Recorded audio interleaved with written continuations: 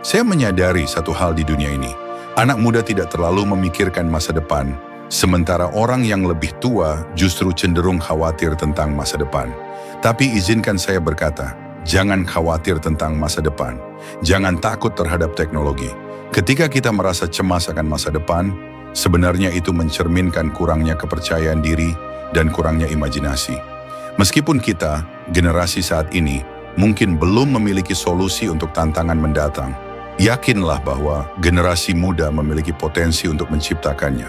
Masa depan adalah kesempatan, terutama bagi anak muda.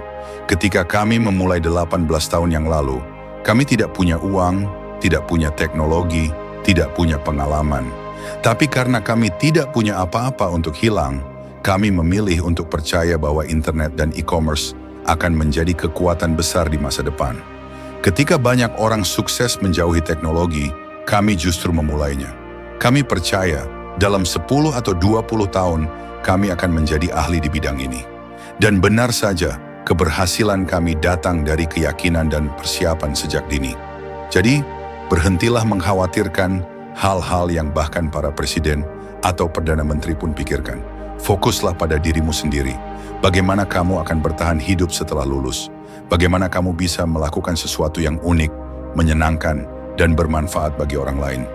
Jangan takut bahwa teknologi akan mengambil alih pekerjaan manusia.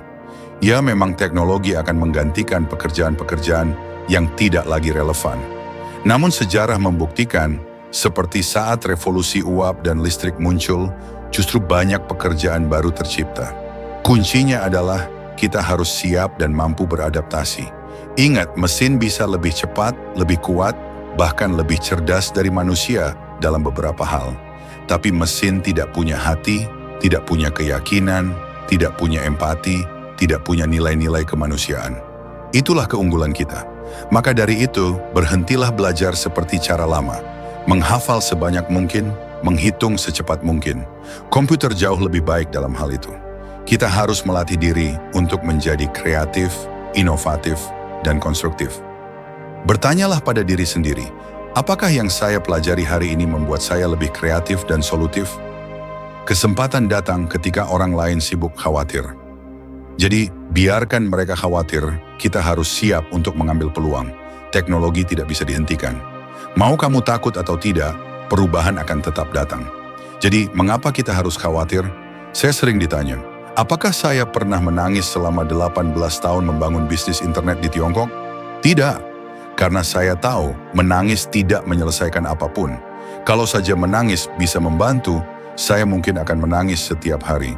Tapi kenyataannya tidak. Maka saya memilih untuk bekerja lebih keras, membuat pesainglah yang menangis. Saya percaya anak muda adalah solusi bagi masa depan. Mereka penuh semangat dan energi. Namun saya juga harus menekankan, tidak ada yang mudah, tidak ada yang gratis. Jika ingin berhasil, kita harus membayar harganya. Kami di Alibaba bekerja tanpa lelah. Saya sendiri pernah mencatat 867 jam terbang dalam 1 tahun untuk bekerja. Kami membangun perusahaan dalam 18 tahun dengan intensitas kerja yang setara 70 tahun jika dijalani secara normal. Jika semua orang mengatakan ide itu bagus, saya justru curiga.